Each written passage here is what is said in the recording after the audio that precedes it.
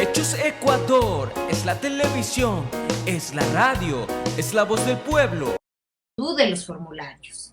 ¿Qué quiere decir esto? Que todavía no se ha iniciado la recolección de firmas.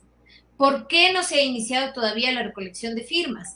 Porque en la primera fase, según lo establece la Constitución y según lo establece la Ley de Participación Ciudadana, consiste esta fase en pedirle al Consejo Nacional Electoral que nos entregue los formularios.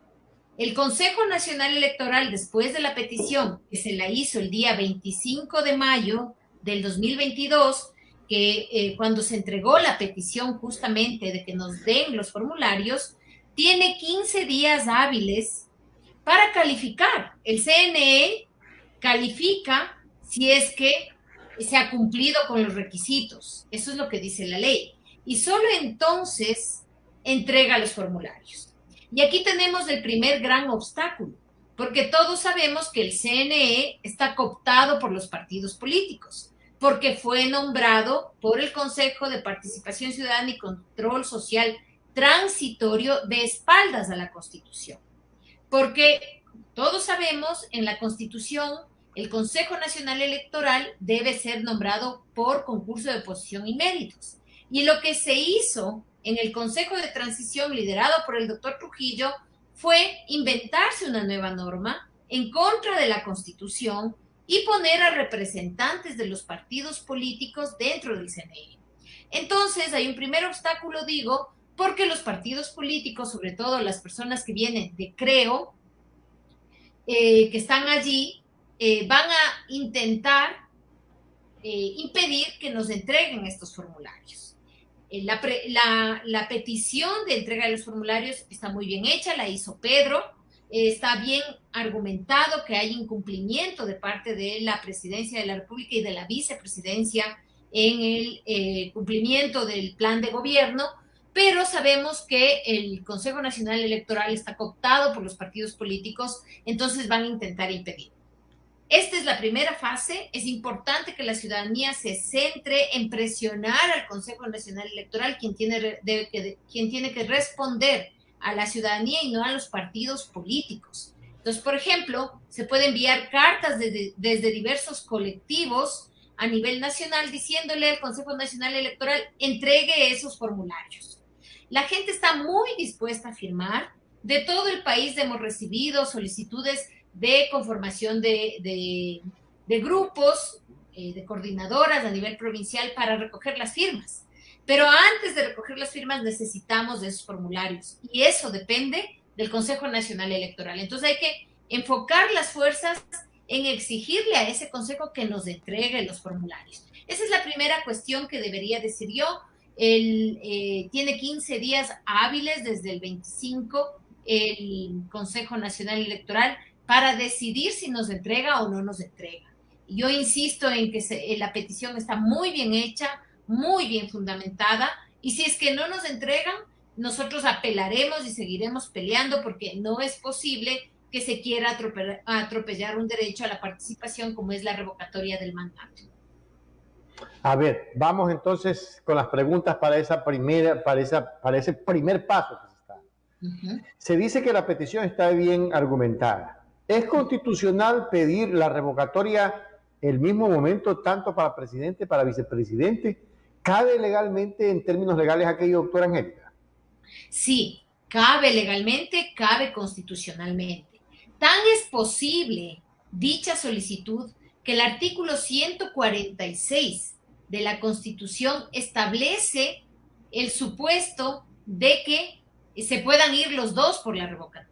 Entonces dice, cuando faltan los dos, cuando presidente y vicepresidente, por cualquier razón, incluida la revocatoria, hayan sido destituidos o faltan de manera permanente, se establece un proceso de sucesión para cuando se vayan los dos. Esto que usted nos pregunta justamente surgió porque había alguien que decía, o varios abogados que sostenían que solo se podía presentar por uno de ellos debido a que la redacción del artículo 105 habla de la autoridad. Precisamente para evitar ese tipo de interpretaciones, lo que se hizo fue presentar una petición de revocatoria del señor Guillermo Lasso y al mismo tiempo, pero por separado, una petición de revocatoria del señor Borrero. Nuestro argumento es que se debe recoger una sola firma para los dos, porque los dos fueron o se inscribieron en binomio y los dos firmaron el plan de trabajo. Pero, sin embargo, están presentados en el mismo momento dos solicitudes, una para Lasso, una para Borrero, para que no puedan utilizar ese argumento de que no debíamos presentarse por separado, etc. Entonces, diría yo, por supuesto que cabe, como digo, porque la propia Constitución establece la posibilidad de mandarlos a la casa a los dos y de quién incluso le va a sustituir. Correcto. Ahora, ahí hay otra pregunta que me surge. ¿Cuál es el argumento con lo que han fundamentado, en términos legales, la revocatoria de mandato de Guillermo Lasso? Claro que hay una cantidad de argumentos, pero ¿en base a qué lo hicieron? Aquí es importante señalar que la ley de participación ciudadana establece 3 razones por las que se puede pedir la salida, más bien dicho, pedir la revocatoria de mandato del presidente y del vicepresidente. ¿Cuáles son estas razones? La una es el incumplimiento del plan de gobierno. La otra es el incumplimiento de la ley, es decir, haber violado, haber desconocido una ley, y la otra es la falta de cumplimiento de las funciones establecidas en la Constitución y en la ley. En realidad, se podría haber utilizado cualquiera de esas causales, pero la más obvia es el incumplimiento del plan de trabajo.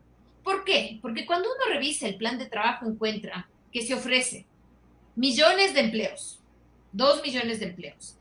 Se ve que se ofrece salud gratuita, se ve que se ofrece educación para todos, se ve que se ofrece que los estudiantes que están en edad de pasar a la universidad puedan hacerlo sin ninguna restricción. Nada de eso se ha cumplido. Al contrario, hemos asistido a una destrucción total de el poco Estado de Derecho que había. Inclusive hemos llegado a situaciones de violencia tan extrema que nunca antes como país hemos enfrentado. Y eso tiene que ver con cómo funciona el gobierno, por supuesto. Eso tiene que ver con que no se cumple el plan de gobierno, por supuesto. Si estamos diciendo que existe salud para todos y no hay en los hospitales, nosotros hemos asistido a las ruedas de prensa de los médicos que dicen que están hartos, que no pueden utilizar ningún insumo porque no existe, que les están obligando a utilizar los mismos guantes, no para cada atención, sino para varias atenciones. Entonces, ¿eso es incumplimiento del plan de gobierno? Por supuesto que sí, porque en ese plan de gobierno se dice que va a haber salud para todos. Ojo, considerando además que la salud, que la educación, que la seguridad, que una vida libre de violencia son derechos. Es decir, no se puede postergar su cumplimiento, o por lo menos no se puede postergar la acción del gobierno encaminada a su cumplimiento. Entonces el gobierno nos ha dicho, estoy poniendo la casa en orden, 1 año, y por eso pretende justificar que no ha hecho nada para el cumplimiento del plan de gobierno. Y eso no es posible justificarlo así, porque la salud, la educación, la seguridad son derechos. Y no puedo decir, déjeme, espere, muérase de hambre, muérase sin salud, no tenga educación hasta que yo ponga la casa en orden. Él tenía que haberse dado cuenta de que si no podía gobernar, o por lo menos no mienta tanto en el plan de gobierno. Entonces, suficientes razones hay para iniciar la revocatoria y la solicitud de los formatos para recoger las firmas para la revocatoria.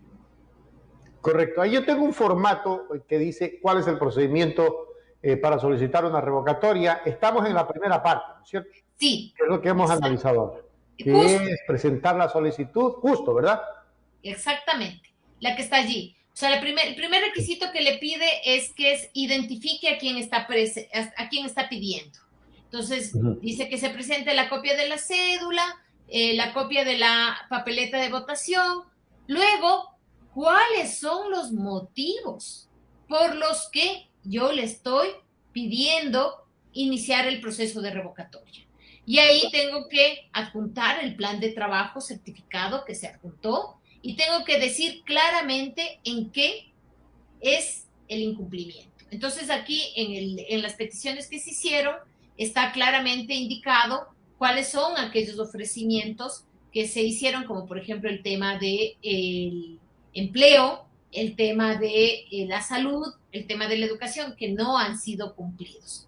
Entonces, el CNE tiene, como he dicho, 15 días hábiles para poder decidir. En esos 15 días tiene que comunicarle al presidente de la República que ha sido presentado esto con los argumentos y el presidente de la República le va a responder al CNE. Para eso precisamente se establecen los 7 días. Entonces, el presidente de la República y el vicepresidente tienen que decirle al Consejo Nacional Electoral: no es cierto lo que están alegando los peticionarios, yo sí he cumplido en este primer año, lo que he hecho es crear 100,000 empleos o 200,000 empleos, por lo tanto sí he cumplido, o sí he permitido el acceso a la educación de las personas que están en edad de ir a la universidad. Eso tiene que defenderse el presidente y el vicepresidente. Después de que conteste, con base en nuestras pruebas y en las pruebas de la presidencia y de la vicepresidencia,